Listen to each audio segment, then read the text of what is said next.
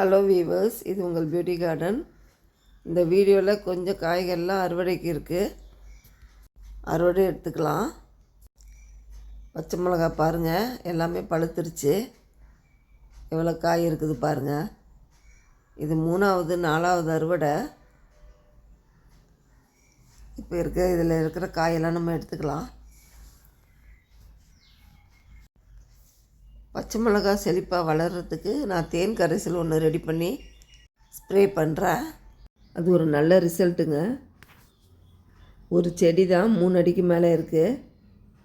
நிறைய தடவை இந்த செடியை நான் வீடியோவில் காமிச்சிருப்பேன். சப்போட்டா மரத்துக்கு கூட இருக்குது.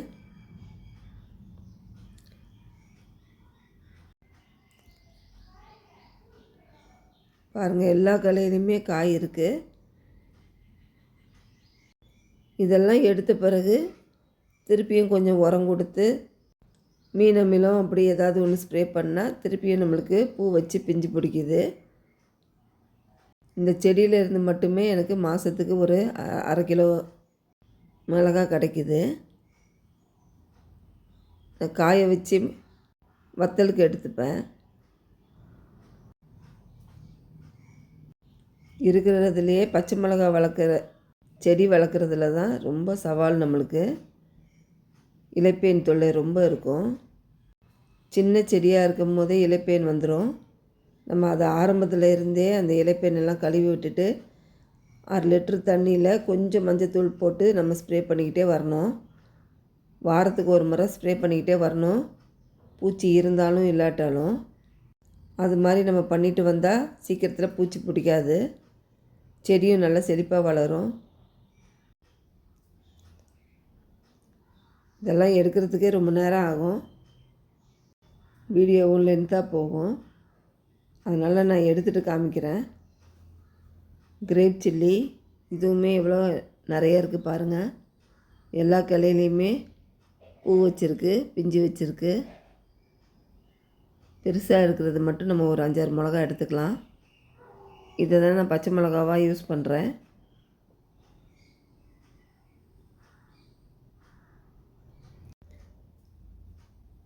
இந்த மிளகாக்குமே நான் தேன் கரைசல் கொடுத்துட்டு வரேன்.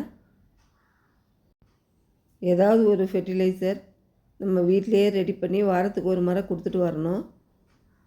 15 நாளைக்கு ஒரு முறை உரம் கொடுத்தா போதும். துளு உரமாக இருந்தால் பெஸ்ட்டாக இருக்கும். இதில் 2 செடி இருக்குது என்கிட்ட. இது ஒரு செடி தான். ஒரு செடியில் எவ்வளோ காய் இருக்குது பாருங்கள்.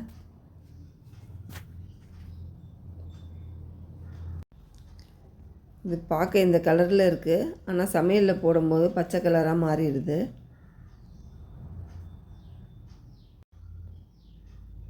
இது வரைக்கும் போதும் நமக்கு. தக்காளி, இது சாதா தக்காளி தான். கொஞ்சமாக இருக்குது காய், அதை மட்டும் நம்ம எடுத்துக்கலாம்.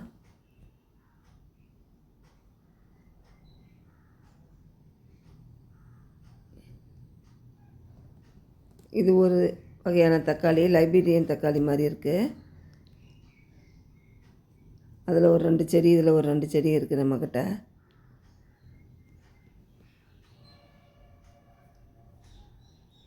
இது லைபீரியன் தக்காளி, பாருங்கள் எப்படி இருக்குன்னு. இதில் இருக்கிறதுலுமே எடுத்துக்கலாம். செடி காஞ்சி போச்சு, ஆனால் எல்லா கலையிலுமே தக்காளி இருக்குது. இது நார்மலான புளிப்பில் தான் இருக்குது.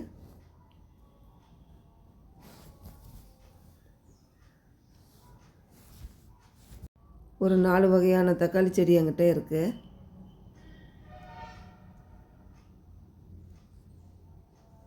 செடி அவரை, இதில் ஒரு 2 செடி இருக்குது, நிறைய காய் கொடுக்குதுங்க.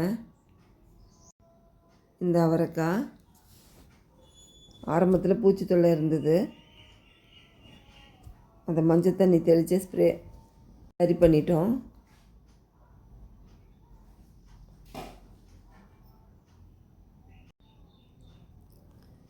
கொடி அவரைன்னு தான் போட்டேன், பார்த்தா செடி அவரையாக போயிடுச்சு. ஆனால் கம்மியான காய் தான் கிடைக்கிது நமக்கு. சாமந்தி பூ பாருங்கள், நிறைய இருக்குது. ஒரு சின்ன செடியாக தான் ஒரு சிஸ்டர் எனக்கு கொடுத்தாங்க. போன வருஷமே நான் அதை வச்சேன். இந்த வருஷம் இந்த அளவு அதுவாக கிளைய அமைச்சிக்கிட்டு நமக்கு நிறைய பூ கொடுக்குது. இதுக்கு ஸ்பெஷலாக நான் ஒன்றும் உரம் கொடுக்குறதில்ல. எல்லா செடிக்கும் கொடுக்கும்போது கொஞ்சமாக தொழு உரம் கொடுப்பேன். போகன்வில்லா இருக்கிற செடியில் தான் அடியில் இதை போட்டிருக்கேன். நல்லா படர்ந்து வளருது. எங்களுக்கு இந்த சாமந்தி பூ தேவைப்படாது, அதனால் யாருக்காச்சும் கொடுத்துருவேன். 2-3 கலர் இருந்தது என்கிட்ட. அதெல்லாம் ஹைப்ரிடு போயிடுச்சு. இது நாட்டு சாமந்திங்கிறதுனால நமக்கு நிலச்சிருக்கு. பாருங்கள், போகன்வில்லா செடி மேலையெல்லாம் படர்ந்து போயிருக்கு. அவ்வளோதாங்க இந்த வறுத்த அறுவடை. சாமந்தி பூ ஒரு தட்டு நிறைய இருக்குது.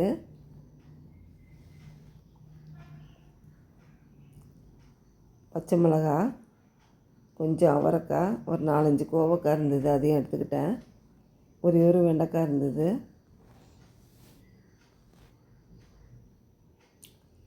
தக்காளி, லைபீரியன் தக்காளி, கிரேட் சில்லி. அவ்வளோதாங்க. தேங்க்யூ.